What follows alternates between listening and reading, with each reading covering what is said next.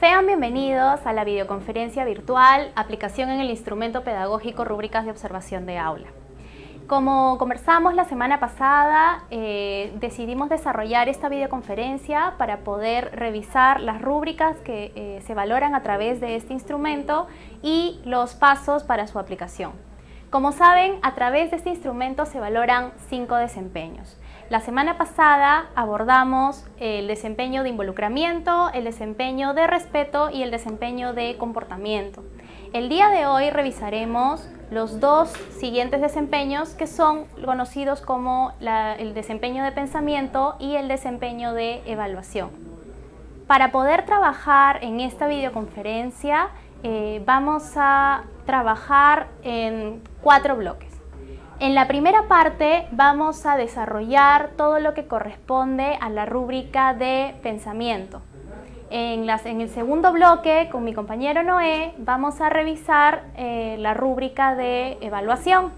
En el tercer bloque veremos los pasos para la aplicación de este instrumento y en el siguiente bloque responderemos las preguntas que ustedes nos planteen durante esta videoconferencia.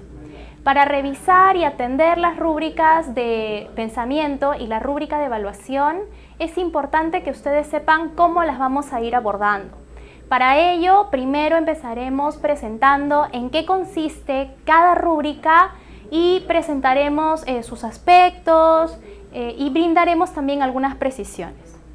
En ese espacio presentaremos el video de una sesión, un segmento corto que corresponde a una sesión de aprendizaje que nos va a servir para poder analizarlo y brindar algunas otras precisiones que nos sirvan a nosotros como aplicadores de este instrumento. Después de ello, revisaremos la rúbrica de calificación. Lo que nos importa en este espacio es que podamos profundizar en los criterios que este instrumento demanda para poder asignar una calificación adecuada. Finalmente, para el último bloque en el que vamos a atender las preguntas que ustedes nos planteen, necesitamos que puedan ir ingresando las preguntas que les vayan surgiendo a lo largo de la conferencia en el espacio de los comentarios. Y al final, nosotros estaremos dispuestos a poder atenderlas. Dicho esto, vamos a empezar con la rúbrica de razonamiento, pero primero nos vamos a una pequeña pausa.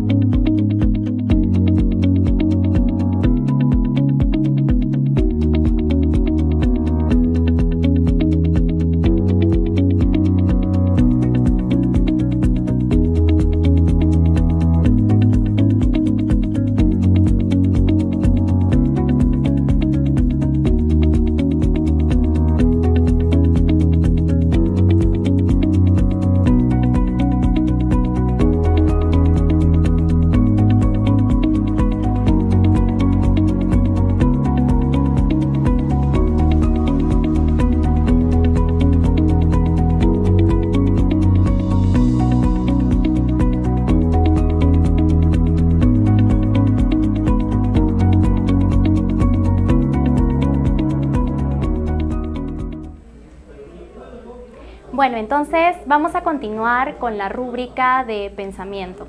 Esta rúbrica se llama Promueve el razonamiento, la creatividad y o el pensamiento crítico de los estudiantes.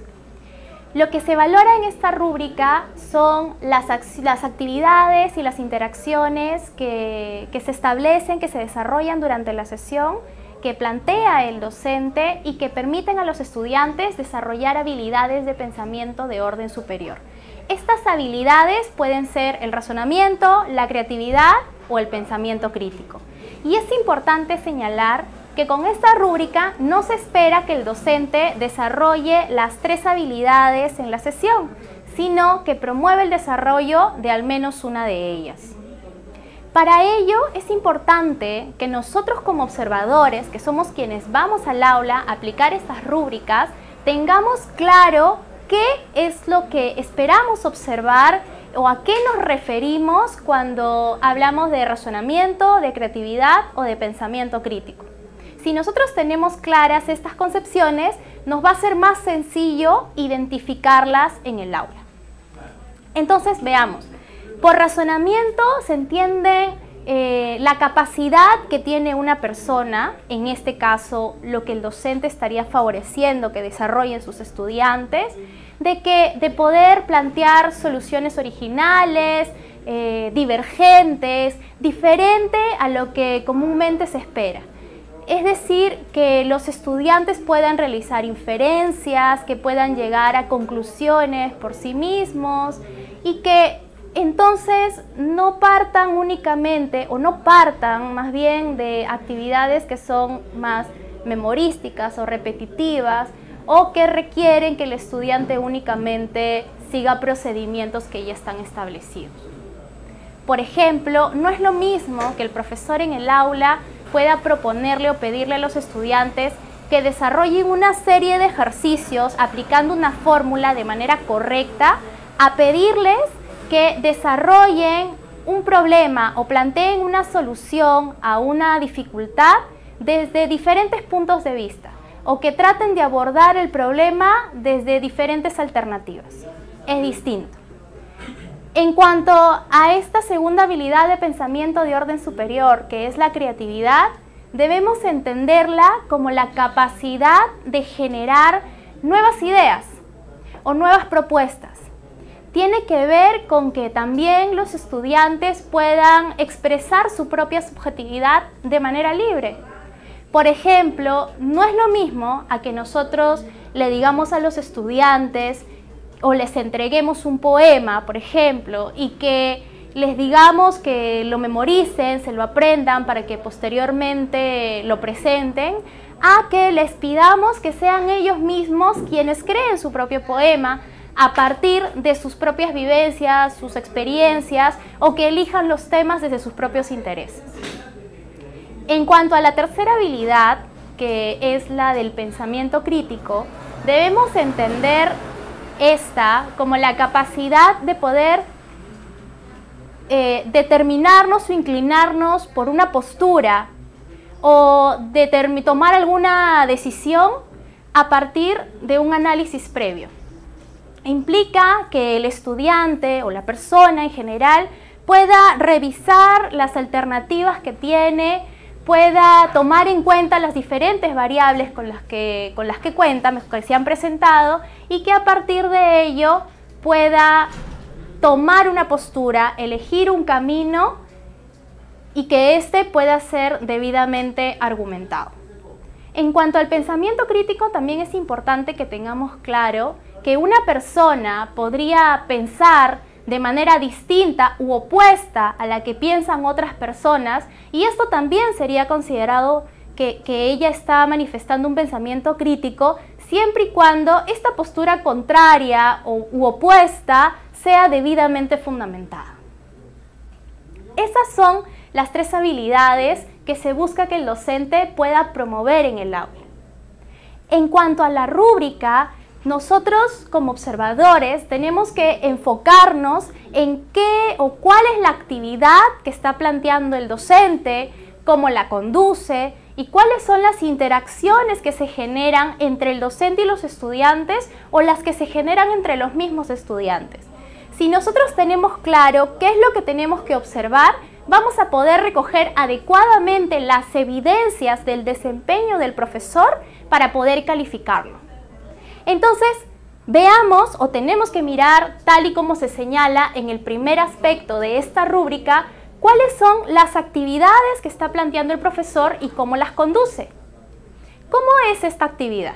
Esta es una actividad desafiante, que desafía el pensamiento de los estudiantes, que requiere que ellos piensen por sí mismos, que ellos planteen una solución original, que ellos realicen inferencias, que ellos hagan un análisis y a partir de él puedan llegar a algunas conclusiones. Requiere que ellos puedan de repente crear diferentes alternativas para desarrollar o para resolver un mismo problema, o que puedan expresar sus propias ideas o su propia subjetividad, o tomar ciertas decisiones o posturas a partir de un análisis previo. Cuando una actividad tiene estas características, podemos decir que es una actividad demandante, es una actividad que tiene potencial. Pero no solo basta mirar cuál es la actividad, sino tenemos que ver cómo conduce el profesor esta actividad. En este caso, decimos que un docente puede promover efectivamente habilidades de pensamiento de orden superior cuando el profesor plantea una actividad con potencial y la conduce adecuadamente. Por ejemplo, en un primer momento recoge las ideas de los estudiantes para desarrollar un proyecto y luego toma en cuenta estas ideas y empiezan a ejecutarlas a lo largo de esa sesión o de otras sesiones. Si nosotros nos enfocamos en esta sesión, tendríamos que ver si el docente verdaderamente les da la oportunidad de plantear soluciones o de realizar conjeturas o realizar inferencias, etc. Por otro lado, también podría presentarse el caso de un profesor que plantea una actividad con potencial, sin embargo, no la conduce adecuadamente. Es decir, que en un primer momento el profesor recoge las ideas divergentes o propuestas originales o recoge respuestas no memorísticas de los estudiantes, no repetitivas. Sin embargo, en lugar de ejecutarlas o darles a los chicos la posibilidad de ejecutarlas, únicamente las escucha y es él quien termina diciendo a los estudiantes cómo tienen que solucionar el problema o cuáles son los pasos que tienen que seguir en determinada situación. En ese caso estaríamos frente a un docente que, si bien ha planteado una actividad interesante, no ha sabido aprovechar las respuestas que le han brindado los estudiantes y en ese caso no ha logrado promover efectivamente alguna de estas habilidades de pensamiento de orden superior, lo cual lo llevaría a un intento. Por otro lado, es importante que nosotros podamos enfocarnos en las interacciones que se dan dentro del aula. Estas interacciones, es decir, estos diálogos, intercambios que se generan, ya sea entre el docente y los estudiantes o entre los mismos estudiantes, si es que están caracterizados por preguntas y repreguntas, o mejor dicho, preguntas, respuestas y repreguntas a partir de estas respuestas en torno a un mismo tema, que permiten a los estudiantes elaborar progresivamente sus ideas, que permiten a los estudiantes tal vez pensar no solo en una forma diferente o en una propuesta de solución, sino también en pensar por qué eligió plantear esta propuesta y no otra, o por qué o qué pasaría si es que hubiera elegido la otra en lugar de esta, o de qué pasaría si a esta propuesta le realiza ciertas modificaciones. Sí, tiene que ver con que nosotros nos enfoquemos en que se presenten estos intercambios que permiten a los estudiantes indagar un poco más allá, manifestar sus pensamientos y no únicamente decir lo que en un primer momento surgió y dejarlo allí. Implica que el docente, por el contrario, pueda recoger lo que los estudiantes brindan y a partir de ello plantear una serie de preguntas que busquen indagar más allá, qué es lo que está detrás del pensamiento de ese estudiante y que le permita a los estudiantes ir construyendo sus propios aprendizajes en ese camino. Esto no significa que basta con una sola pregunta retadora o desafiante, y tampoco significa que el docente deba tener un listado de estas preguntas que comúnmente llamamos preguntas abiertas.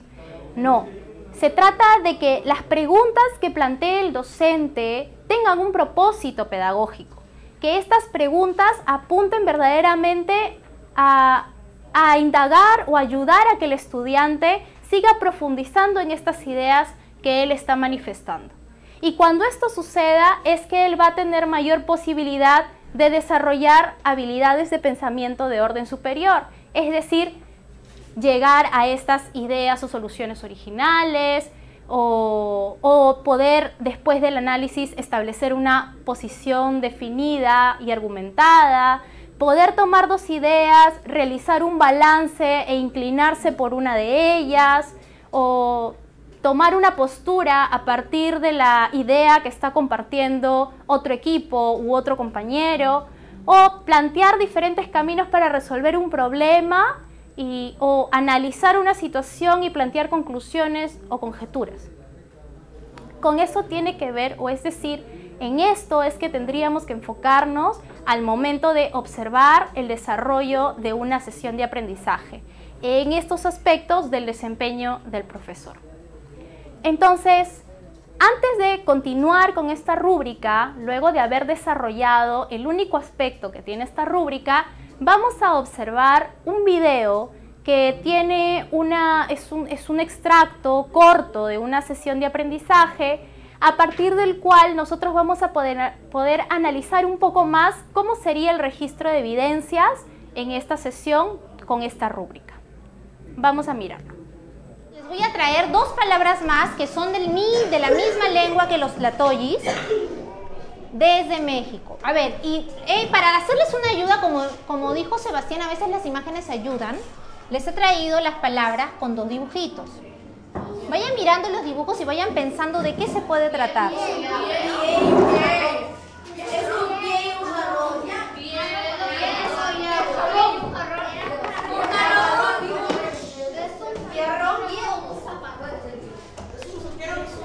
Ok, voy a poner las palabras, Santi, voy a poner las palabras en náhuatl.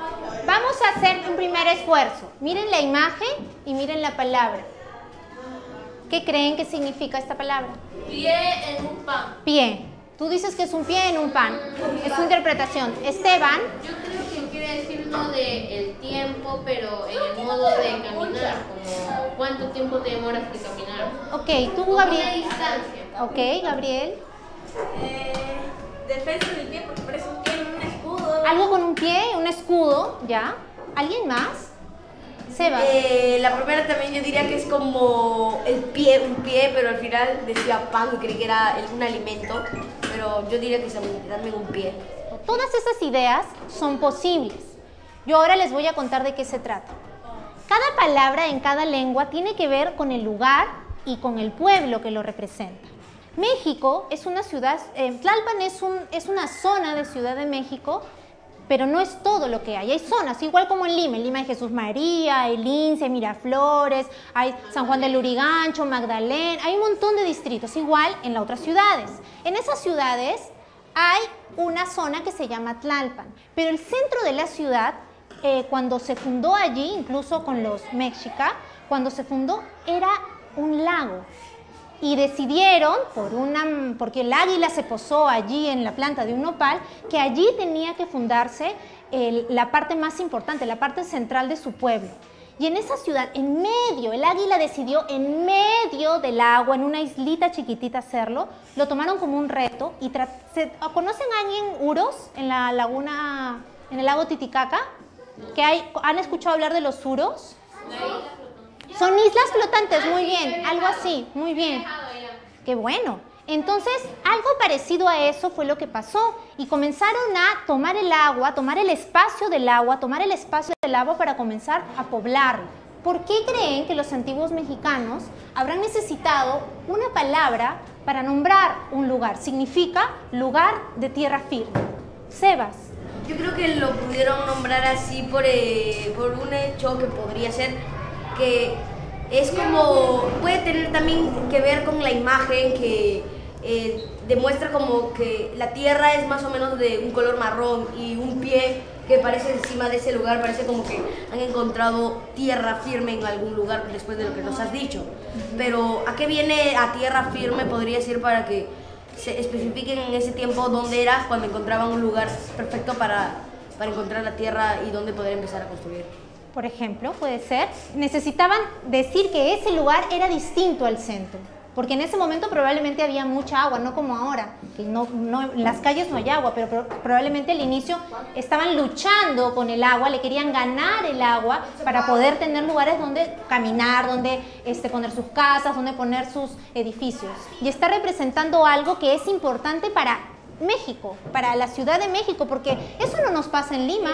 En Lima no tenemos la necesidad de nombrar qué tierra es firme y qué tierra no es firme. En Lima no nos pasa eso. A ellos sí les pasaba y tuvieron que nombrar un lugar de acuerdo a lo que vivían en ese momento. Entonces, ¿qué pasa cuando una lengua muere? Ángel, o cuando desaparece. Cuando una lengua muere es como si muriera una persona, como si muriera una creencia que muchas personas ya... Es como si... ¿Cómo decirlo? Como si muriera una persona muy importante que para todos era muy significativa. Ajá, muy bien. Lucas, ¿tú qué piensas? Que depende de la cultura que sea, se pierde una forma de decir algo. Una forma de decir algo. Gabriel. Para mí es perder parte de nuestro patrimonio cultural. ¿Por qué? Porque un idioma que ha nacido acá desde hace mucho tiempo, perderlo es perder parte de nuestra historia. Ok. Como perder un familiar. Entonces es como, la lengua es una manera de prevalecer, de que existe, de que se mantenga. Les voy a dar la palabra, pero antes para que sus ideas tengan más carnita, que estén más nutridas, carnita dicen en México, para que tengan como más adentro, más sazón, vamos a recordar el poema. Abran su pioner en el poema que vimos, pero ya, vamos a leerlo. ¿Alguien me ayuda empezando con el primer párrafo? A ver, Ángela. Cuando muere una lengua, las cosas divinas, estrellas, sol y luna, las cosas humanas, pensar y sentir, no se reflejan ya en ese espejo. ¿Gabo? Cuando muere una lengua, todo lo que hay en el mundo, mares y ríos, animales y plantas, ni se piensan ni se pronuncian, con atisbos y sonidos que no existen ya. Santi. Entonces se cierra a todos los pueblos del mundo una ventana, una puerta, un asomarse de un modo distinto a las cosas divinas y humanas, a cuanto es ser y vida en la tierra. Entonces, ahora que leímos el poema y recordamos el video, Gabo, siéntate bien. ¿Qué pasa cuando muere una lengua? Tú levantaste la mano, ¿querías decir algo? Sebas. Cuando muere una lengua, además de que todo lo que nos ha dicho los compañeros, los chicos, también nos dice que es como una frase muy interesante y también que es que se pierde una palabra, se pierde una forma de hablar y expresarse para que otras personas puedan hacerlas, para que puedan hablarlas.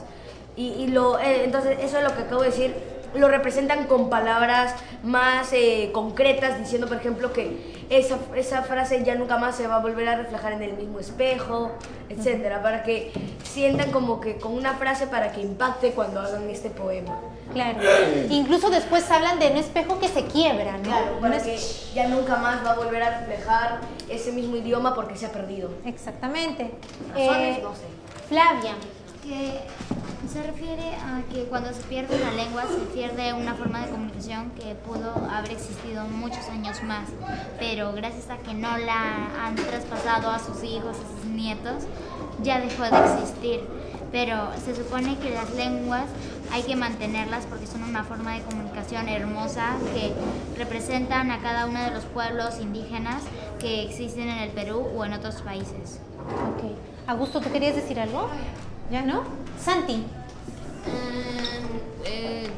Yo creo que es cuando muere una lengua, mueren sus historias, mueren sus cantos, mueren todo lo que ellos tenían muere porque ya no hay nadie que lo pueda contar en esa lengua. Entonces,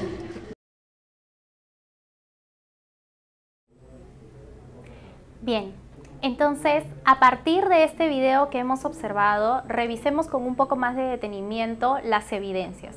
Recuerden que para poder registrar las evidencias, nosotros debemos centrarnos en cuáles son o cuál es la actividad que está planteando el docente, cómo le está conduciendo y cuáles son las interacciones que se generan en el aula, ya sea entre el docente y los estudiantes o entre los estudiantes. Miremos la primera parte de esta evidencia.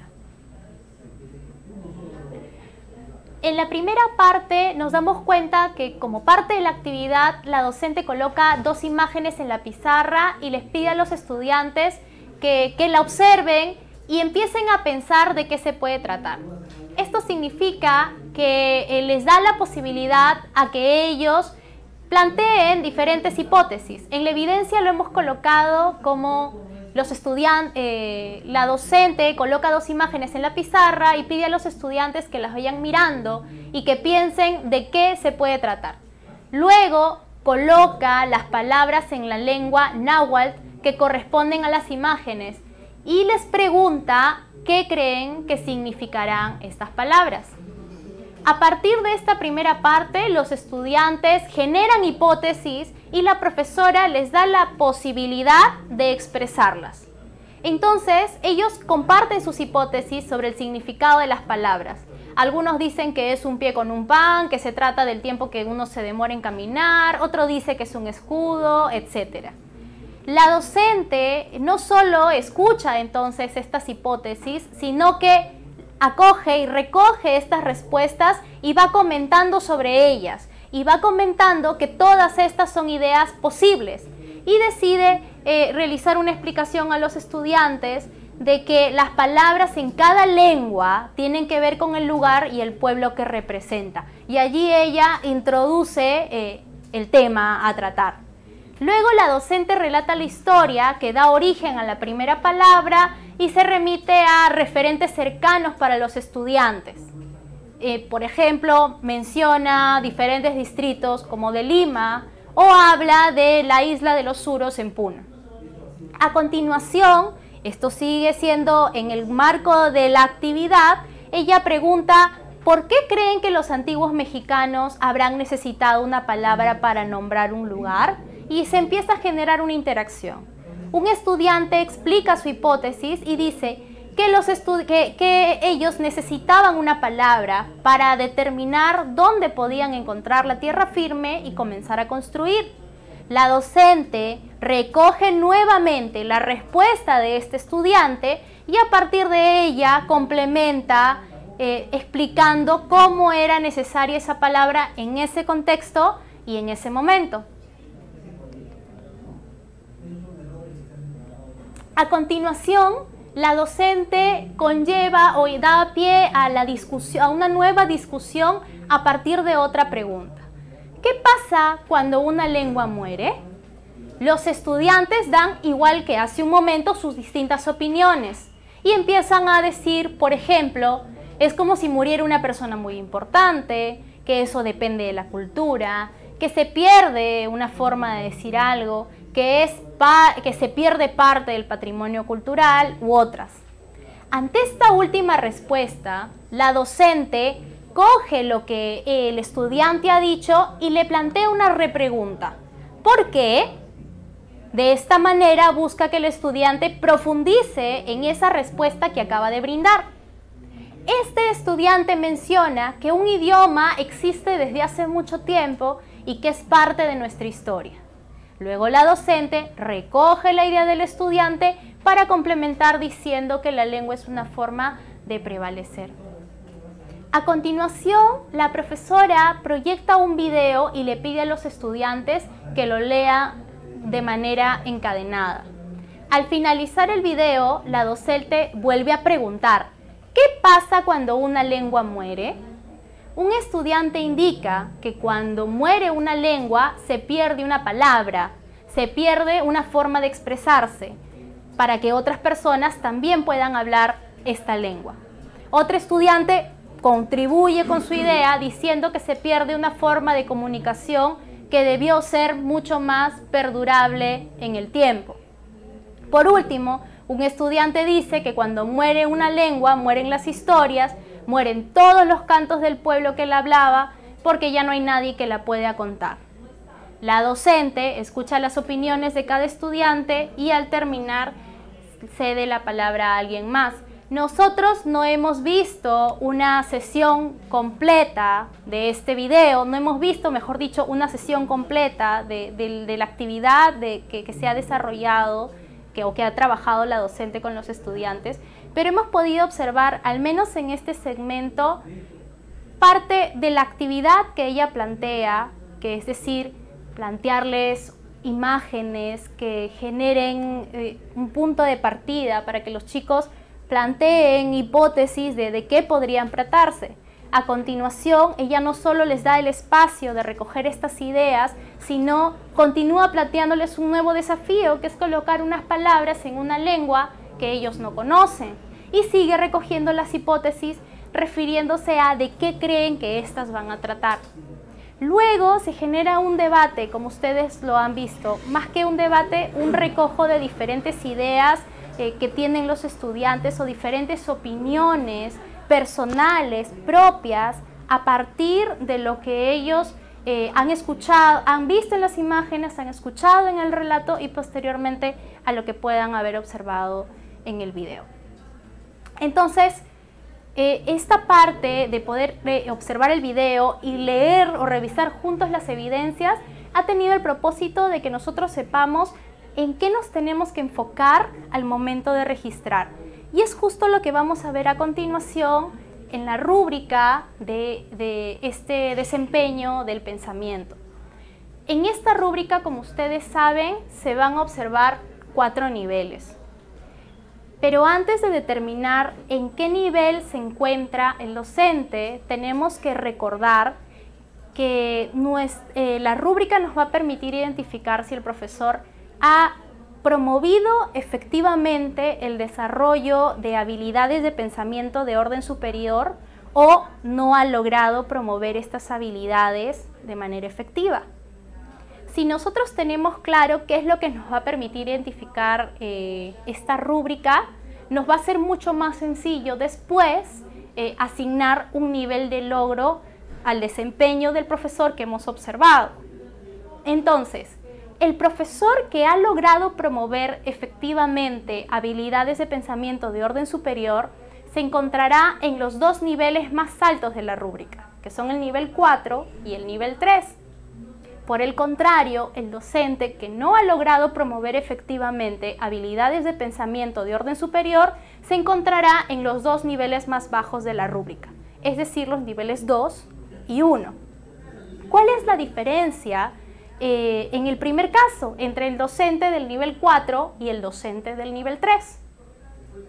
En el nivel 4 se encuentra el profesor que ha promovido efectivamente el razonamiento, la creatividad o el pensamiento crítico de manera sostenida o durante la sesión en su conjunto.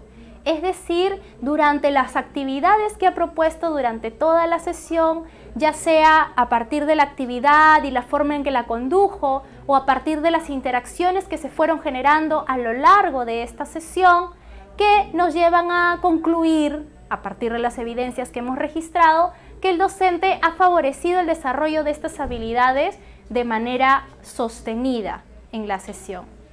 Y cabe recordar aquí que un docente que promueve efectivamente habilidades de pensamiento de orden superior durante la sesión en su conjunto, también hubiera podido plantear actividades que no necesariamente favorecen el desarrollo de estas habilidades de manera directa. Por ejemplo, hubiera podido plantear que los estudiantes recorten una noticia o copien un texto, las cuales no son actividades de alta demanda cognitiva o que no requieren que los estudiantes desarrollen su razonamiento, su creatividad o su pensamiento crítico. Pero el docente en este caso ha utilizado estas actividades de manera preparatoria, es decir, han sido previas y les han servido para que ellos puedan dar un siguiente paso. En el ejemplo de recortar una noticia, por ejemplo, el profesor hubiera podido pedirles que recorten una noticia del periódico a partir de su elección para luego entrar a debatirla en un grupo, en un equipo de trabajo. O les hubiera pedido, antes de plantear una solución, una alternativa entre una problemática de la escuela, se hubiera requerido que primero puedan copiar un texto. En resumen, lo que queremos señalar en esta parte es que un docente podría alcanzar el nivel más alto de la rúbrica y podríamos decir que ha promovido efectivamente habilidades de pensamiento de orden superior, aun cuando durante la sesión en algunos momentos hubiera planteado actividades que no promueven el desarrollo de estas habilidades de manera directa, siempre y cuando estas actividades hayan sido previas o preparatorias para las siguientes actividades que sí demandan de los estudiantes el desarrollo de estas habilidades. Por otro lado, en el nivel 3 encontramos al docente que promueve de manera efectiva el desarrollo de estas habilidades, al menos, si es que no ha sido durante toda la sesión, al menos a través de una actividad que planteó y condujo adecuadamente o a través de que se suscitó una interacción pedagógica efectiva a lo largo de la sesión. Estos son entonces los dos niveles más altos de la rúbrica. En los dos niveles inferiores de la rúbrica encontramos al docente que en el nivel 2 ha planteado una actividad de repente demandante y que no la supo conducir adecuadamente, la condujo de manera superficial, o que no llegó a profundizar en las respuestas de los estudiantes. Es decir, se encuentra el docente que, si bien en un primer momento realiza acciones que requieren que los estudiantes piensen, brinden unas primeras ideas, planteen soluciones o planteen alternativas de respuesta o se movilice su pensamiento, sin embargo, el docente únicamente los escucha y los deja allí, es decir, no aprovecha esta primera movilización para continuar elaborando sobre estas primeras ideas de los estudiantes. En ese caso, decimos que el docente ha intentado promover, al menos en una ocasión, el desarrollo de habilidades de pensamiento de orden superior, sin embargo, no lo ha logrado.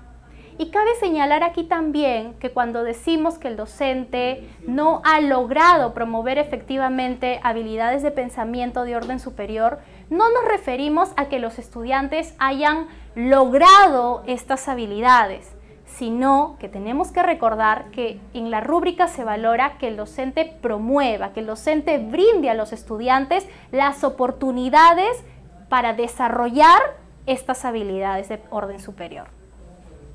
En el nivel 1, entonces, encontramos al docente que no llega ni siquiera al intento. Es decir, el docente que únicamente plantea actividades memorísticas, repetitivas, que requieren de los estudiantes brindar respuestas que ellos ya conocen, sea porque tal vez les contamos un cuento y a partir de él únicamente le preguntamos quiénes fueron los actores de esta historia, qué sucedió después de que el niño no llegó a la casa, ¿no? Que únicamente se quedan en preguntas que ellos pueden resolver a partir de la información que ya se les ha brindado. En este caso, el docente, si es que plantea esta u otras actividades similares que no tienen mayor demanda para los estudiantes, decimos que el docente se encontraría en un nivel 1. Bueno, hasta aquí nosotros hemos abordado la rúbrica de pensamiento. Si tienen preguntas sobre esta rúbrica, les pedimos que las puedan registrar en los comentarios, tomando en cuenta que nos interesa enfocarnos en qué es lo que a nosotros como observadores nos va a permitir aplicar correcta y adecuada, de manera adecuada, este instrumento. Antes de continuar con la siguiente rúbrica, nos vamos a una pausa.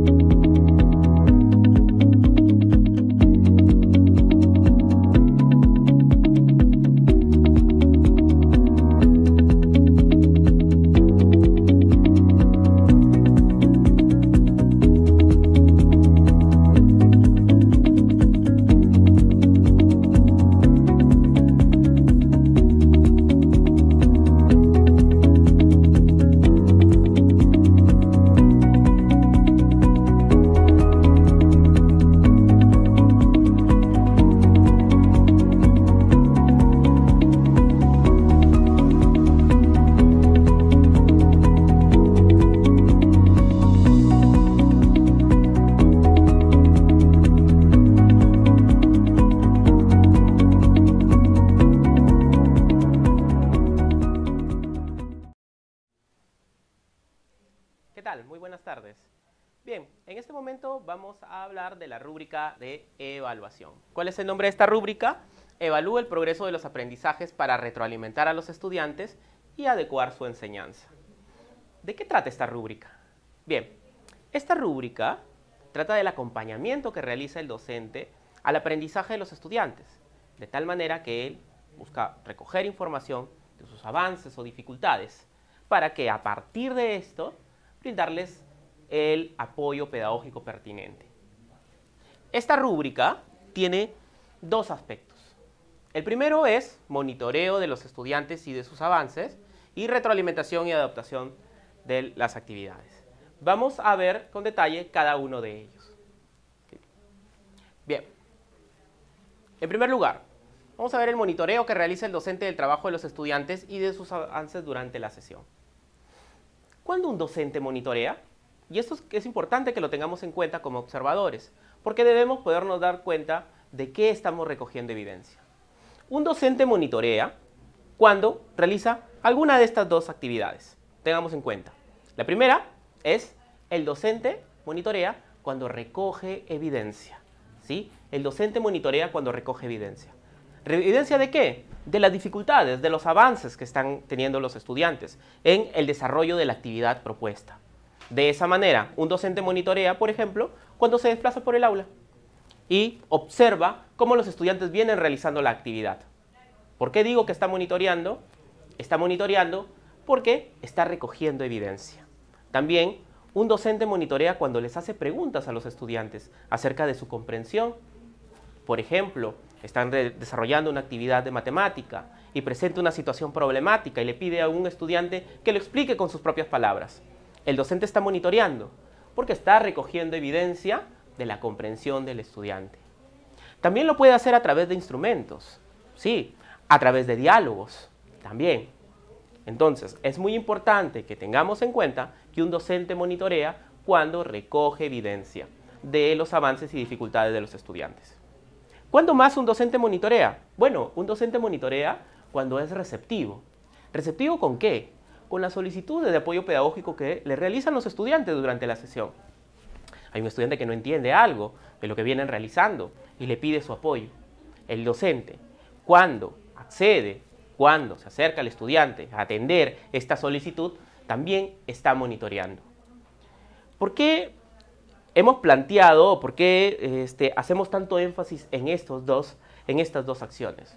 Porque como observadores siempre debemos tener evidencia del monitoreo que realiza el docente. Siempre debemos tener evidencia.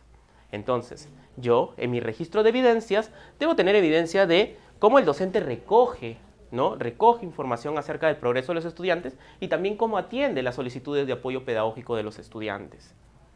¿Qué pasa si los estudiantes no le hacen preguntas? ¿Eso dificulta? ¿Eso genera un problema para el docente con relación a su evaluación? No. Si los estudiantes no realizan preguntas, el docente aún puede monitorear porque está recogiendo evidencia. Pero eso sí, nosotros como observadores debemos registrarlos en nuestra ficha de toma de notas. Debemos registrar no solamente la evidencia del recojo de evidencias, sino también debemos registrar que no se presentaron durante la sesión solicitudes de apoyo pedagógico por parte de los estudiantes. De esa manera nosotros tendremos los dos o información de estos elementos del aspecto. Ahora, ¿cómo debe ser el monitoreo que realiza el docente? Para esta rúbrica, en general el docente tiene que hacer un monitoreo activo. ¿Qué quiere decir un monitoreo activo? Quiere decir que debe monitorear al menos el 25% del tiempo. ¿Sí? Yo como observador entonces tengo que estar atento a todas acciones del docente en las que esté monitoreando, de tal manera que pueda establecer el tiempo que le dedica a esta actividad. ¿Sí? Ok, eso es en relación al monitoreo. Y entonces, si ya sabemos que brindar o recoger evidencia y ser receptivo ante las solicitudes de apoyo pedagógico es parte del monitoreo, ¿brindar instrucciones sería monitoreo? Claro que no, no sería un monitoreo, porque no cumple con estas condiciones que hemos establecido. ¿Sí? Nuevamente, el docente monitorea cuando recoge evidencia de las dificultades y avances de los estudiantes y cuando es receptivo ante las solicitudes de apoyo pedagógico. Todas otras acciones, si bien es cierto, pueden formar parte de la práctica pedagógica, no son elementos que nosotros registramos en este aspecto. Vayamos con el segundo aspecto. El segundo aspecto es la calidad de la retroalimentación que el docente brinda y o la adaptación de las actividades que realiza en la sesión a partir de las necesidades de aprendizaje identificadas. ¿Sí? Ahora, el segundo aspecto tiene que ver con la calidad de la retroalimentación. ¿Qué es la retroalimentación? Creo que debemos partir de ahí. Así como hemos identificado qué es el monitoreo, es importante que identifiquemos cuáles son las acciones que realiza el docente que constituyen una retroalimentación. Cuando el docente identifica necesidades de apoyo pedagógico, necesidad de aprendizaje o solicitudes de apoyo pedagógico, él realiza acciones ante las respuestas o las producciones de los estudiantes. Y estas acciones del docente tienen una finalidad: brindarle información a los estudiantes acerca de cómo han realizado la actividad, es decir, cómo ha sido su desempeño, está bien o está mal, está cerca o no está cerca de lo esperado, pero también esta información les puede ayudar a los estudiantes a mejorar en su desempeño. Entonces, nosotros hablamos de una retroalimentación a estas acciones que realiza el docente que parten de las necesidades de aprendizaje identificadas y que tienen como finalidad el brindarle información al estudiante acerca de su rendimiento, digamos, o que le permitan al estudiante mejorar. ¿Sí? Entonces, es muy importante que tengamos esto en cuenta, porque como evaluadores, por ejemplo, nos podemos topar en una situación en que el docente simplemente da instrucciones de la tarea. Pero el dar instrucciones de la tarea no es una retroalimentación, ¿sí? Porque no cumple estas características o esta descripción que les he dado en este momento. Ahora, ¿qué tipo de retroalimentación realiza el docente? Esta rúbrica, ¿sí? Esta rúbrica tiene ciertas categorías de retroalimentaciones. La retroalimentación de mayor calidad, digamos, es la retroalimentación por descubrimiento o reflexión. Retroalimentación por descubrimiento o reflexión. En esta retroalimentación, el docente aprovecha el error como una oportunidad de aprendizaje y como tal, guía a los estudiantes para que descubran por sí mismos cómo mejorar. Allí tenemos el descubrimiento. O también para que piensen cuál ha sido el procedimiento que han seguido o cuál ha sido digamos, las ideas, ¿no?, que lo ha llevado al error. Entonces, por ahí, hacemos que el estudiante reflexione acerca de qué lo ha llevado al error o lo acompañamos para que descubra cómo mejorar. Este docente, como les dije, aprovecha los errores como oportunidades de aprendizaje. Uno de los errores frecuentes cuando los observadores registran este tipo de retroalimentación es que se centran solamente en la pregunta. Es decir, creen que porque se hace una pregunta abierta, el docente ya está retroalimentando por descubrimiento. Y no. En primera instancia tenemos que nosotros identificar, ¿se trata de una retroalimentación? Es decir, parte de una necesidad de aprendizaje identificada, está brindando la información al estudiante acerca de su desempeño o lo está ayudando a movilizarse a un desempeño mejor. Entonces, si tenemos esas preguntas, si respondemos afirmativamente, estamos hablando de una retroalimentación. Y lo segundo que tendríamos que plantearnos es, ¿está ayudando al estudiante a revisar lo que ha hecho de tal manera que encontrar cuál ha sido el error o qué es lo que lo ha conducido al error? ¿O le está ayudando al estudiante a movilizarse para mejorar y descubrir cómo mejorar por sí mismo? Si cumplen estas descripciones, entonces estaríamos hablando de una retroalimentación por descubrimiento o por reflexión. El segundo tipo de retroalimentación es la retroalimentación descriptiva, ¿sí? La retroalimentación descriptiva consiste en brindarle al estudiante piezas de información adicional que le van a permitir mejorar en su desempeño. O también señalar en detalle qué hace que lo que ha presentado, su respuesta, hace que su respuesta esté o no lograda. Entonces, la retroalimentación descriptiva nuevamente tiene esta particularidad, parte de una necesidad de aprendizaje y brinda información que le permite al estudiante mejorar o le permite al estudiante comprender qué es lo que ha hecho que no logre lo que se esperaba. Entonces, y traigo un ejemplo, y es un ejemplo que ya lo he mencionado anteriormente, pero repetir las instrucciones, es decir, si le decimos a los estudiantes, bueno, si queremos hacer tal actividad y enumeras cuáles son los pasos para realizar la actividad como parte de la consigna de la actividad, ¿sí? Y luego tienes un estudiante que no lo escuchó y le repites nuevamente las consignas, por más que estás dando la información, esto no constituye una retroalimentación descriptiva, porque simplemente lo que estás haciendo es repetir la consigna.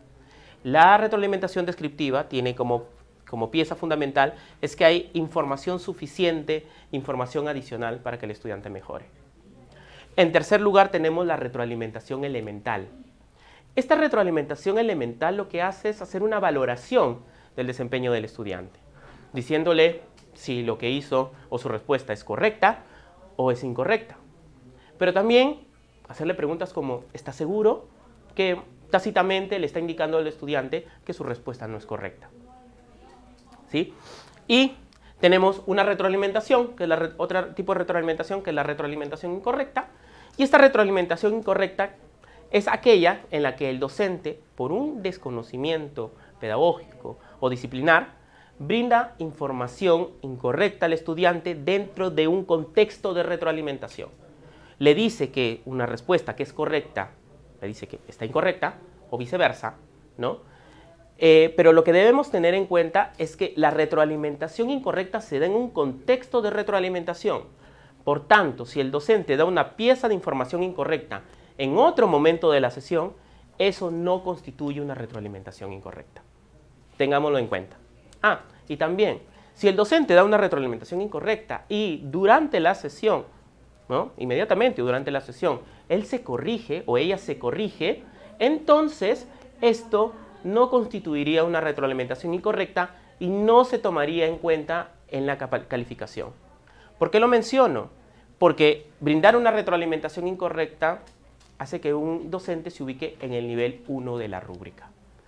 Por último, otra forma en la que el docente puede intervenir ante las dificultades de los estudiantes es haciendo adaptaciones pedagógicas. Esto se da cuando el docente se da cuenta que la actividad que ha propuesto o los estudiantes están teniendo dificultades en la actividad que ha propuesto. Entonces, decide hacer un cambio in situ, en el momento, de tal manera que los estudiantes puedan mejorar en su desempeño, puedan lograr lo que se esperaba.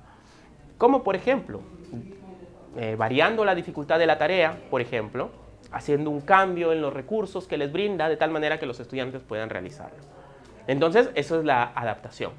Adaptación de los aprendizajes. Recordemos que estamos hablando de lo que ocurre en el momento. El docente identifica una necesidad de aprendizaje y tiene que actuar en ese momento para ayudar a los estudiantes en su aprendizaje. Entonces, algo que debemos considerar, ¿sí? Algo que debemos considerar es que cuando hablamos de la retroalimentación, ¿sí? No solamente está supeditada a el logro de la competencia de un área, sino porque sabemos que durante una sesión pueden trabajarse diferentes competencias. Entonces, en lo que nosotros debemos centrar es en qué es lo que están aprendiendo los estudiantes en el momento que nosotros estamos realizando. Y de ahí es lo que nosotros podemos ver, a partir de eso nosotros podemos identificar qué retroalimentaciones está brindando el docente. ¿Sí? Bueno, entonces, en resumen, esta rúbrica tiene dos aspectos. El monitoreo que realiza el docente, ya sabemos que el docente cuando monitorea recoge evidencias y el docente cuando monitorea es receptivo ante las solicitudes de apoyo pedagógico de los estudiantes. Todas las demás evidencias que no cumplan estas características no son monitoreo.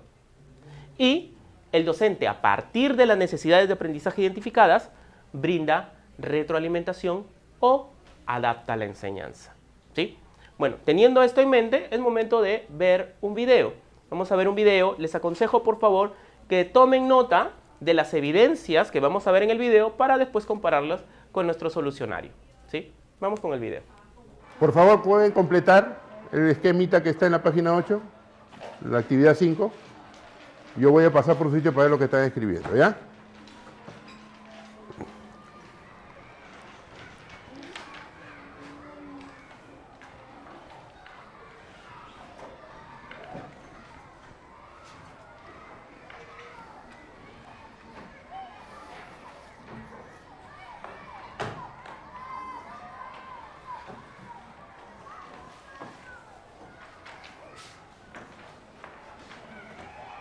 ¿Está ahí?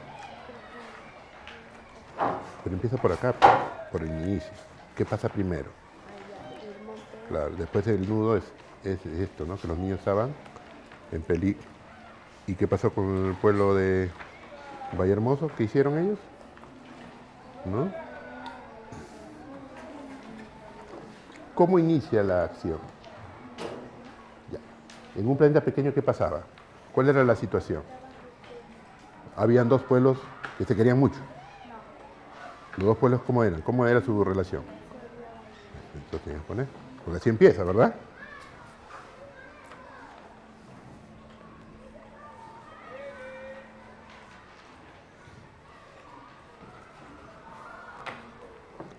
¿Cómo empieza el cuento? El inicio.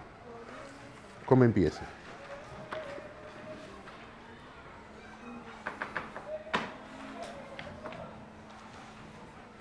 Recuerden, ¿no? Cómo inicia cualquier cuento, te presenta a los personajes, ¿te acuerdas? Y te presenta el escenario, la situación, en dónde, ¿no? La situación inicial, en dónde ocurría y quiénes son los personajes. Siempre en los inicios de los cuentos hay eso.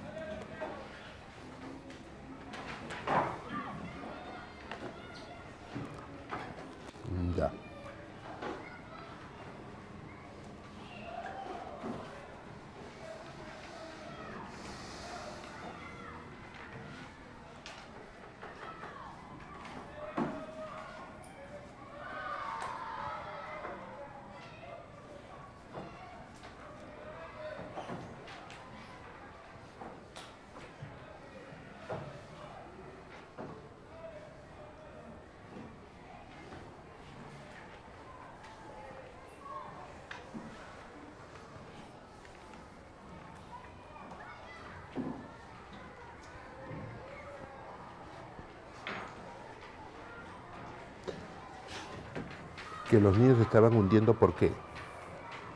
Porque había mucho niños en la barca. Ya, eso tienes que poner. ¿Ya?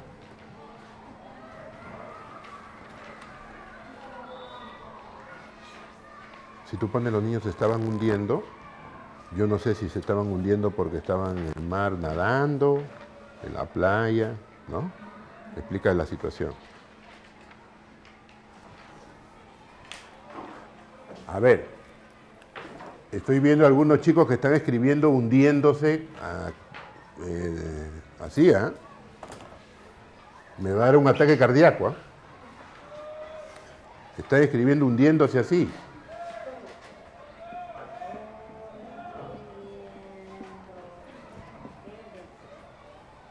¿Está bien? El verbo hundir, ¿es sin H o con H? Ah, se olvide. Hundiéndose, ¿ya?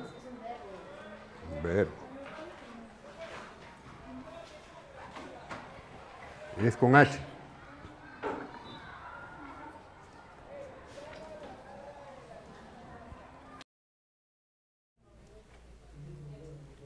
¿Sí? Bien. Ahora, entonces, veamos las evidencias y conversemos un poco de ellas. ¿Sí? ¿Listo? En la rúbrica vamos a ver el primer aspecto. ¿Qué evidencias tenemos del monitoreo? El docente se desplaza por el aula. Vemos que se acerca a diferentes estudiantes mientras completan información acerca de sus trabajos y les hace preguntas, ¿no? Como, ¿cómo inicia la acción? ¿Qué pasa primero? Que los niños se estaban hundiendo, ¿por qué? ¿Cómo empieza el cuento, el inicio, etcétera? Con ello, nosotros estamos observando que el docente está levantando información, recogiendo información acerca de la comprensión de los estudiantes.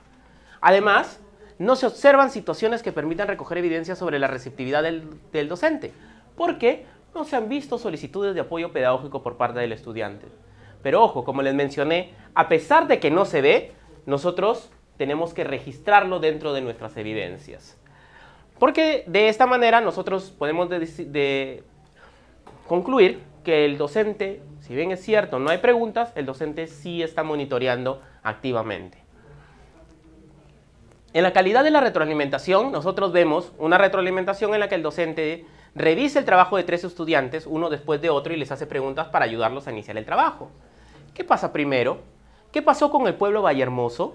¿Qué hicieron ellos? ¿Cómo inicia la acción? ¿Cuál era la situación?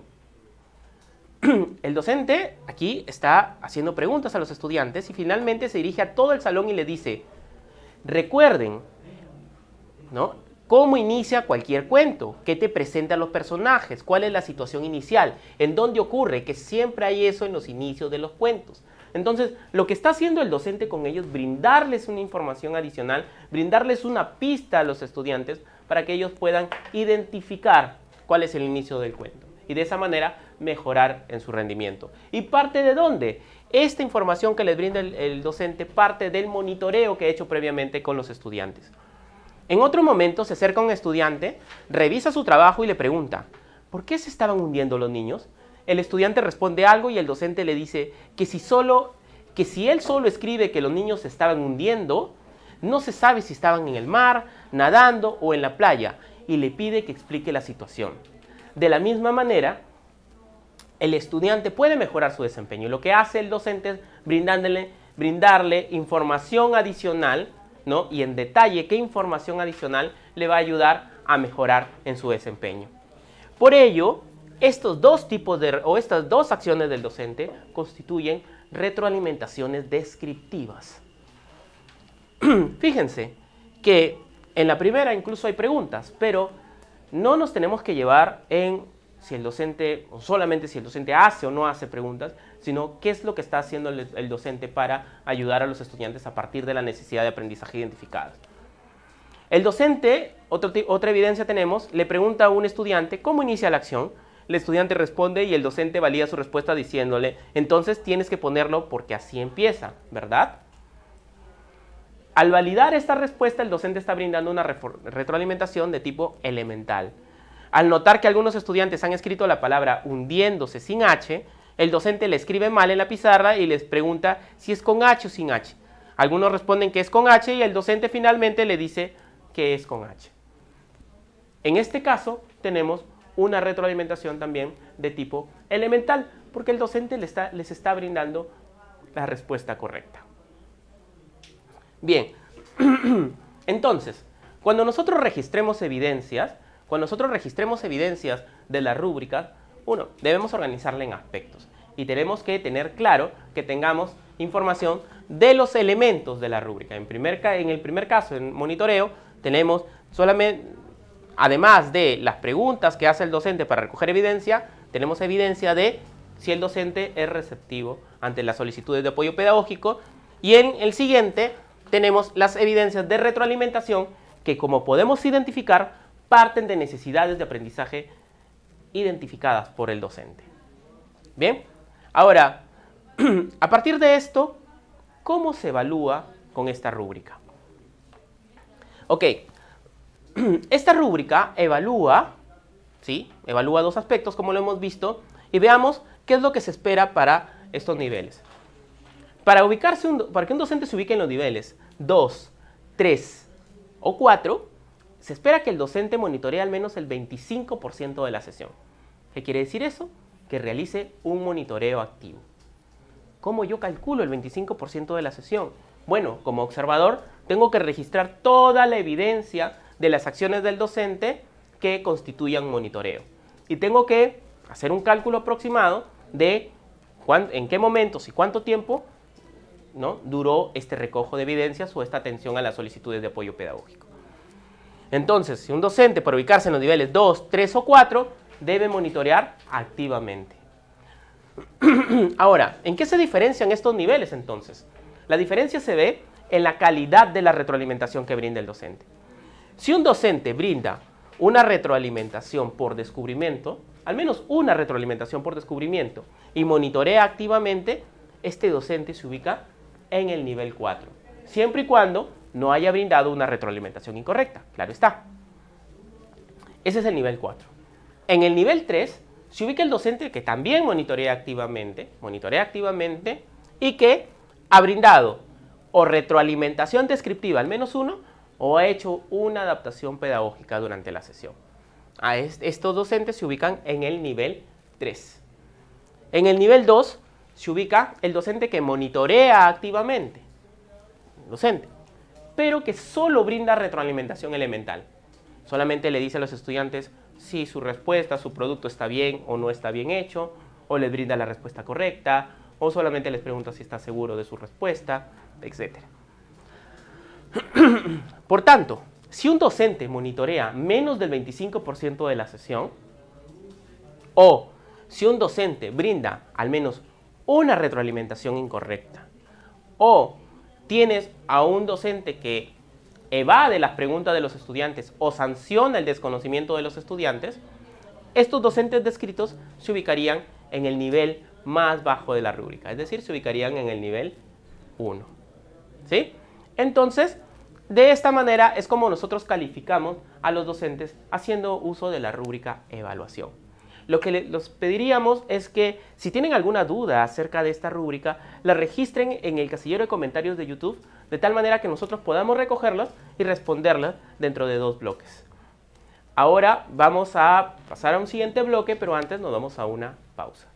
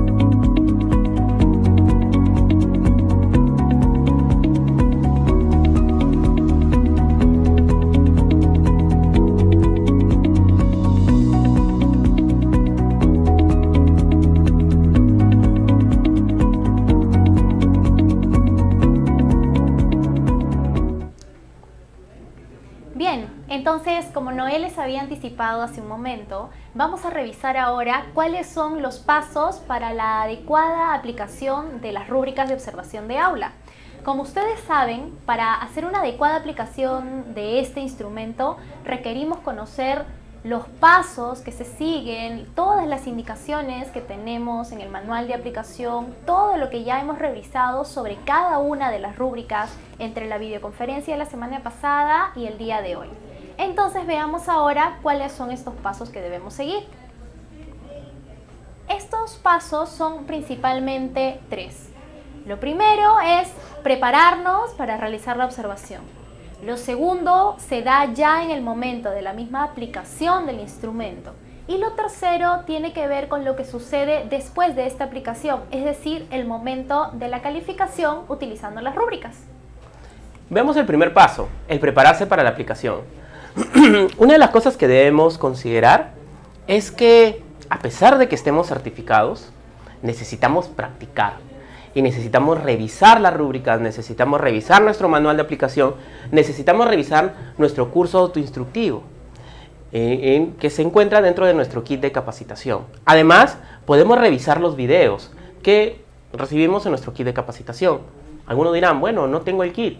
Bueno, en Perú Educa tenemos un curso virtual de preparación para la aplicación de rúbricas donde van a encontrar módulos autoinstructivos para cada una de las rúbricas y van a encontrar videos de 5, 15 minutos y 1 hora con sus respectivos solucionarios para que puedan practicar en la aplicación de las rúbricas. Es muy importante para nosotros poder mejorar nuestras habilidades como observadores. Ahora, ya practiqué, voy a realizar la observación, entonces tengo que avisarle al docente que va a ser observado con la debida anticipación para que el docente no sea tomado por sorpresa, ¿no? Y pueda prepararse. Entonces, sí es importante informar al docente. Además, antes de ingresar al aula, hay que avisarles a los estudiantes que vamos a ingresar al aula, porque somos un sujeto extraño que va a ingresar a su aula y ellos tienen que estar informados. Además, pues, informarles que esto es una observación no participante y nosotros que vamos a estar ahí sin intervenir. Y además, hay que programar el tiempo necesario. Sabemos que la aplicación de las rúbricas dura entre 45 y 90 minutos, dependiendo de cuánto dure la sesión del docente. ¿Sí? Es desde esta mirada flexible de la observación de aula en la que nosotros nos adaptamos al tiempo de duración de la sesión del docente. Pero además, nosotros tenemos que preparar un tiempo adicional para realizar la calificación de las rúbricas, porque nosotros no calificamos cuando observamos. Entonces debemos preparar al menos entre 30 y 45 minutos después de la observación para poder calificar los desempeños observados. Así que hay que considerarlo. Entonces, para el segundo paso de la aplicación de este instrumento, que se refiere ya estrictamente al momento de la observación, es importante que nosotros, como observadores, nos ubiquemos en un lugar estratégico. ¿A qué nos referimos con esto? A que el observador al momento de llegar al aula pueda identificar cuál es la mejor ubicación desde la que tenga un mayor alcance visual y auditivo de lo que va a suceder en el aula. En caso sea más de un observador el que va a ingresar, no es necesario que se sienten juntos, por el contrario se recomienda que se sienten separados para que puedan escuchar mejor tal vez lo que el que está sentado hacia un lado del aula tenga mayor alcance del que tiene el que está ubicado al otro lado del aula. Lo importante es que pueda tener el mayor alcance de los diálogos, las interacciones que se generan entre el docente y los estudiantes Como ya hemos visto, para las 5 rúbricas necesitamos tener evidencia de lo que está ocurriendo, de lo que el docente dice, de lo que el docente propone, de cómo el docente incluso se acerca a los estudiantes, de cómo los atiende, y para ello el observador debe tener el mayor alcance visual y auditivo posible. Por otro lado, y es algo sumamente importante, ya lo dijo Noé, nosotros anticipamos al profesor y a los estudiantes de que no es una observación participante, todo lo contrario. Nosotros entramos únicamente a registrar lo que sucede en el aula, Bajo ninguna circunstancia vamos a interactuar con el profesor, con los estudiantes y si hubiera otro observador, con el otro observador. Lo que no podríamos hacer es, por ejemplo, brindarle algún tipo de recomendación al profesor o decirle o darle alguna indicación o darle alguna apreciación de lo que está ocurriendo en ese momento. No es posible. Tampoco es posible que yo empiece a comunicarme, a dialogar con los estudiantes o incluso que les brinde algún tipo de atención porque me parece pertinente en ese momento.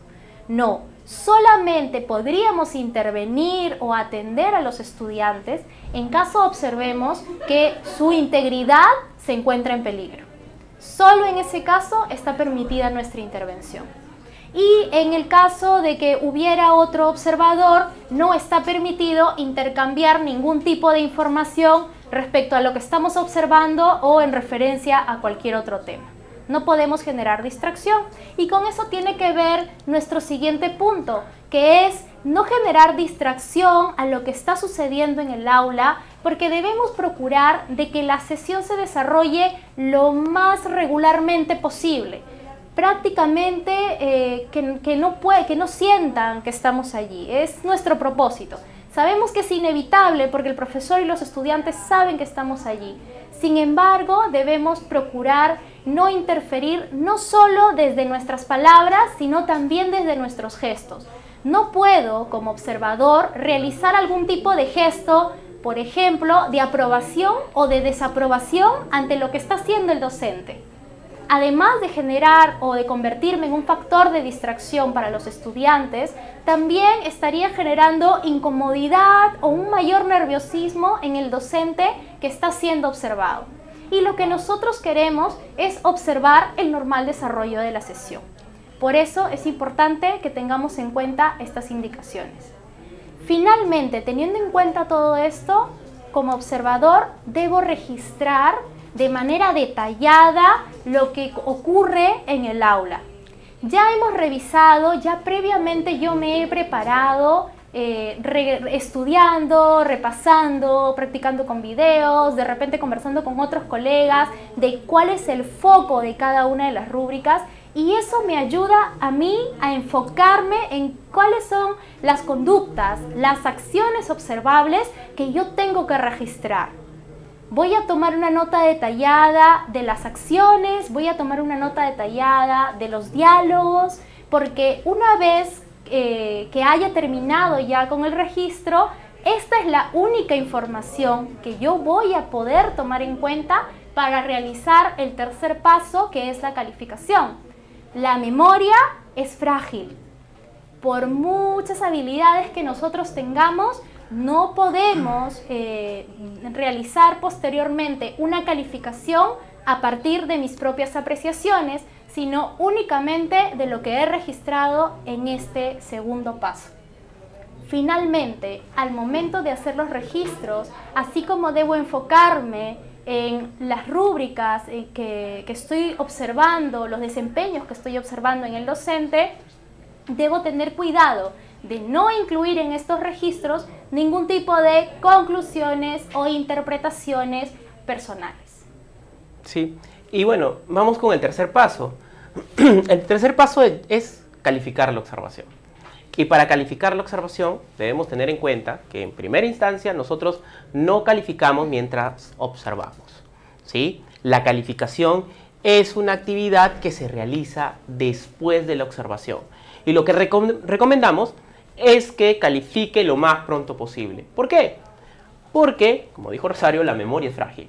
Entonces, si nosotros hemos hecho una descripción detallada de las evidencias y empezamos a calificar lo más pronto posible, va a ser mucho más sencillo para nosotros recordar qué es lo que ha sucedido durante la sesión.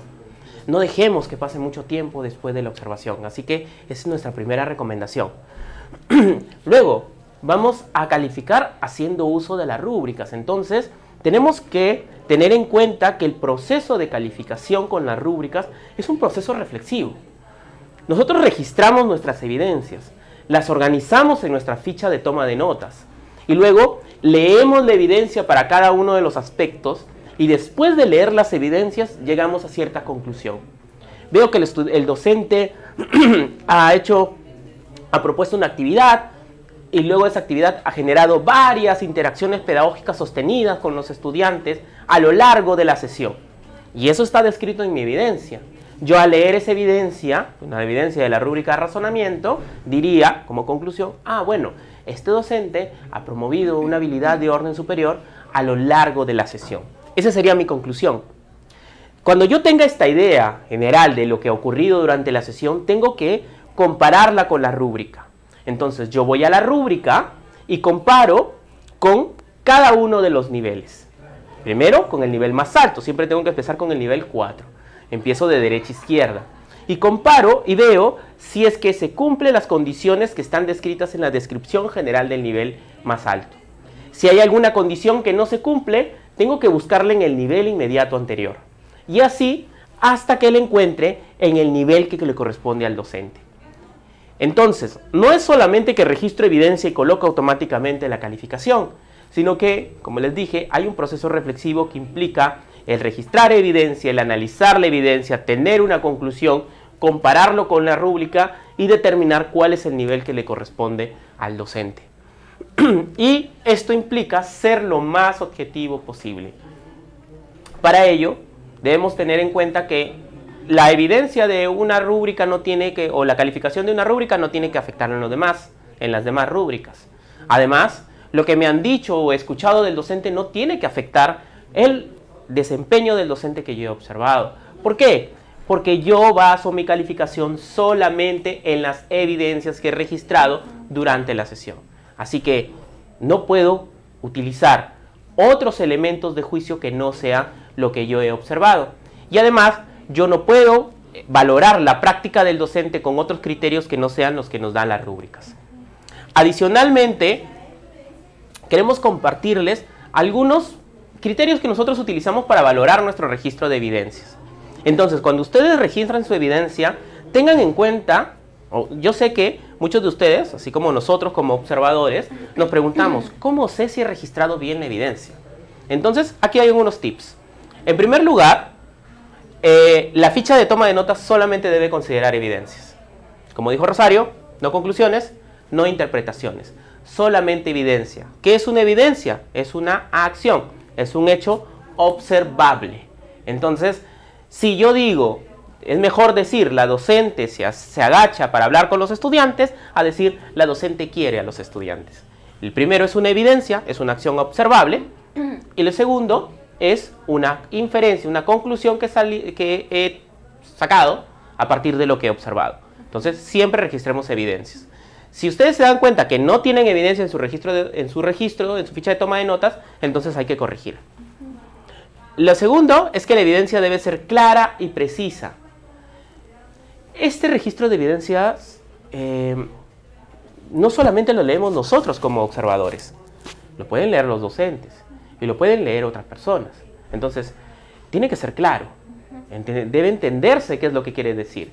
Un consejo es que la evidencia siempre tiene que identificarse quién es la persona que actúa, en la evidencia siempre tiene que identificarse qué es lo que está haciendo y en la evidencia tiene que identificarse en qué contexto se da la acción. Eso les va a ayudar a determinar y saber, mira, en este caso, por ejemplo, en la rúbrica involucramiento, el que está actuando es el docente, o para el segundo aspecto, a quien estoy observando es a los estudiantes. El siguiente es la evidencia debe corresponder a la rúbrica. Entonces, si yo tengo una evidencia, sería un gran error que registrar evidencia de la rúbrica razonamiento en la rúbrica de evaluación, porque eso va a interferir en mi calificación. Entonces, yo tengo que organizar la evidencia en la rúbrica correspondiente y dentro de la misma rúbrica tengo que organizarla por cada uno de sus aspectos. Por cada uno de sus aspectos. No puedo tener evidencia del tercer aspecto en el segundo y del segundo en el primero, simplemente porque cronológicamente se dio así, sino que hay que hacer el esfuerzo de organizarla de tal manera que me permita hacer una adecuada valoración y calificación del docente. Y por último, la evidencia debe sustentar la calificación. ¿Qué quiere decir eso? Les doy un ejemplo. Por ejemplo, para la rúbrica de evaluación, se espera que un docente que se ubique en el nivel 4 brinda, al menos en una oportunidad, retroalimentación por descubrimiento. ¿Sí? Entonces, imagínense que un observador coloca un nivel 4 al docente. Pero cuando leemos su evidencia, no hay ninguna evidencia de retroalimentación por descubrimiento. Entonces, leyendo la evidencia, no hay una correspondencia entre lo que se ha observado y la calificación. Siempre, siempre, siempre la evidencia tiene que conversar, tiene que corresponder con la calificación brindada. Y la calificación solamente se justifica en la evidencia que se ha registrado durante la sesión. Sí. Es decir, y solamente para retomar lo último que mencionaba Noé, yo no podría encontrar una ficha de toma de notas, que como ustedes saben es el instrumento en el que nosotros registramos y organizamos las evidencias por rúbricas y por aspectos. No podría encontrar que en la parte posterior de la ficha de toma de notas se ha identificado un determinado nivel de logro para la rúbrica y al momento de abrir esta ficha de toma de notas encontrarla en blanco o no encontrar evidencias que me digan que el docente efectivamente ha alcanzado ese nivel de logro.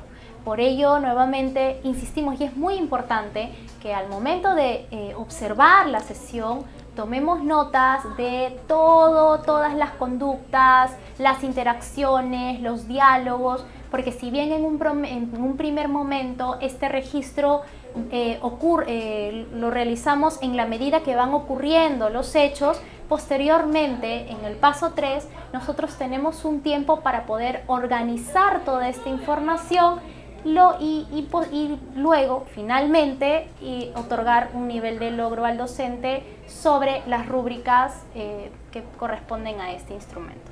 Así es. Entonces, hasta aquí nosotros hemos revisado rápidamente los pasos que necesitamos o que ponemos en práctica al momento de aplicar las rúbricas de observación de aula.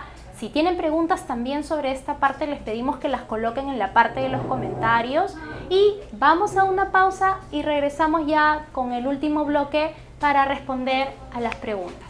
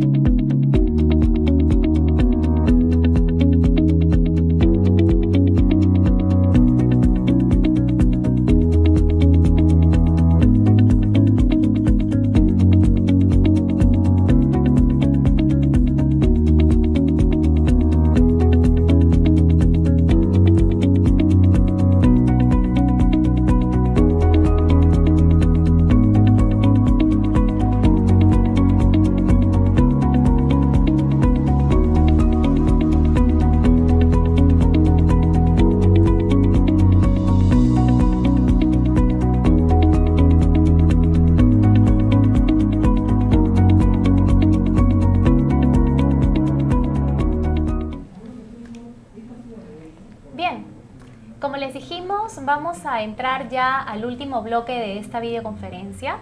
Entonces vamos a pasar a responder las preguntas que ustedes han ido registrando a lo largo de todo este tiempo. Entonces vamos a empezar. La primera pregunta que hemos identificado es: ¿cómo observo el pensamiento crítico en el área de inglés? Para ello es importante recordar que el pensamiento crítico es la capacidad de la persona de tomar una postura fundada, es decir, argumentada sobre la base previa de un análisis respecto a algún tema. Esto significa que podría ser sobre cualquier tema. No necesariamente, incluso vamos a tener que abordarlo en temas polémicos, sino también se puede partir de temas cotidianos. Una noticia, una situación que haya ocurrido en la escuela o en la comunidad, incluso una película, algo que tenga que ver con los estudiantes, incluso podría detonar el interés, su deseo de querer analizar las diferentes posibilidades que tienen y determinarse por una postura o tomar una decisión. Esto significa que si se puede abordar desde diferentes temas, se puede abordar en cualquier enseñanza de cualquier idioma, y nos gustaría ir incluso más allá diciendo que esta habilidad se puede promover desde cualquier área curricular. Sí. Bien, nos preguntan, ¿en esta rúbrica se deben observar las 3 habilidades de orden superior? Y esto, como lo hemos mencionado anteriormente, no se requiere que durante la sesión el docente promueva las 3 habilidades en simultáneo. El docente puede promover las 3, puede promover 2 o promover una de estas habilidades para decir que está cumpliendo con lo requerido para la rúbrica. Una siguiente pregunta que tenemos es: los estudiantes, cuando se les realiza preguntas de opinión, no argumentan adecuadamente. Entonces, ¿el docente obtendrá un nivel bajo en la rúbrica? Bueno, lo primero que tenemos que recordar es que esta rúbrica no valora los logros de los estudiantes o las capacidades de los estudiantes. Lo que valora esta rúbrica es las actividades que plantea o las interacciones que propicia el docente en el marco de la sesión para promover en sus estudiantes el desarrollo de estas habilidades. Es decir, valoramos si el profesor les está dando verdaderamente la oportunidad a sus chicos de desarrollar alguna de estas 3 habilidades de pensamiento de orden superior. Sí, nos preguntan también si en la sesión un docente propone como actividad que los estudiantes elaboren un afiche. Este es un ejemplo donde el docente promueve la creatividad de los estudiantes y hay que ser bastante cuidadosos con ello, porque esto va a depender de qué es lo que propone el docente y cómo conduce la actividad. Nosotros no valoramos las actividades, digamos, como en abstracto. Decimos, el afiche promueve esto, el poema promueve esto, otro, sino que tenemos que ver qué es lo que está trayendo el docente a la sesión y cómo le está conduciendo. Por ejemplo, si un docente propone un afiche, pero le da todas las características y los requerimientos y le dice cómo es que tienen que hacer el afiche, y por tanto todos los estudiantes terminan con afiches similares, obviamente no estaría promoviendo habilidades de orden superior. Pero por su parte, si el docente les da la posibilidad a los estudiantes que propongan nuevas formas de hacerlo, de más novedosos, ser más convincentes o dirigirse a cumplir un objetivo en particular y los estudiantes ponen en juego todas sus habilidades, entonces el docente podría estarlo promoviendo. Entonces, no es la actividad por la actividad, sino qué es lo que trae el docente a la sesión, lo que nosotros valoramos para decir si está promoviendo alguna habilidad de orden superior. En esa misma línea viene la siguiente pregunta. Dice: si un docente plantea una actividad de creación de un texto, una producción de textos, ¿se diría que promueve habilidades de pensamiento de orden superior? Y en este sentido, bien lo ha dicho Noé hace un momento, nosotros tenemos que enfocarnos en qué consiste la actividad y cómo lo conduce. ¿Qué es lo que esta actividad está demandando o requiere que hagan los estudiantes? Y la producción de textos bien podría convertirse en una posibilidad para desarrollar en los estudiantes estas habilidades de pensamiento de orden superior. Por ejemplo, el profesor podría pedirles a los estudiantes que creen o desarrollen un texto argumentativo, que parta de un análisis que ellos realicen para que puedan determinarse o decantarse por una postura. También podría pedirles que creen un cuento original, o podría pedirles que hagan análisis de diferentes eventos o situaciones y planteen hipótesis y las escriban en un texto de cuáles podrían ser las posibles causas o incluso las posibles consecuencias de estos eventos o situaciones que hayan analizado. Sí. Bueno, aquí hay otra pregunta. Nos dice, ¿las interacciones pedagógicas efectivas tienen que estar relacionadas con el propósito de la sesión o no necesariamente? Y realmente no es necesario, no necesariamente. Con esta rúbrica se valora que el docente promueva que los estudiantes piensen por sí mismos, creen, razonen, ¿no?, en cualquier momento durante la sesión. Por tanto, si es que el docente lo realiza durante la sesión observada, aunque esto no esté vinculado al propósito de la sesión, el docente cumpliría con lo exigido con esta rúbrica. Ahora, tenemos un siguiente bloque de preguntas relacionados a la rúbrica de evaluación. La siguiente pregunta es, ¿la retroalimentación en qué momento se da?